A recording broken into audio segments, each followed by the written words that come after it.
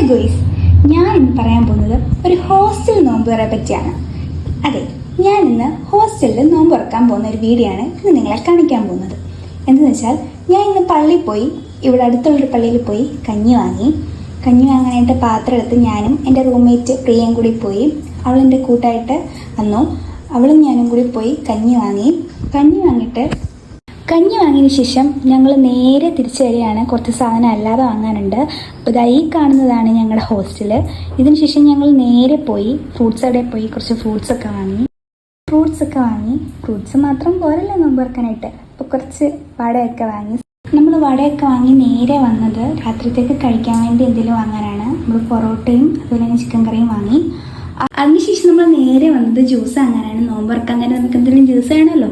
അങ്ങനെ നമ്മൾ ജ്യൂസ് വാങ്ങിയിട്ട് നേരെ നമ്മൾ തിരിച്ച് ഹോസ്റ്റലിൽ പോയിട്ട് നമ്മൾ ഫ്രൂട്ട്സൊക്കെ കട്ട് ചെയ്തു, ചായയൊക്കെ ഇട്ടു. അല്പനേരം വെയിറ്റ് ചെയ്തപ്പോൾ നമ്മൾ പള്ളിയിൽ ഇങ്ങനെ നോമ്പ് തുറക്കാനുള്ളത് വിളിച്ചു പറഞ്ഞു. അപ്പം നോമ്പ് തുറന്നു. ഇതാണ് എൻ്റെ ഇന്നത്തെ ഹോസ്റ്റൽ നോമ്പ് തുറ വിഷയം. ഓക്കെ.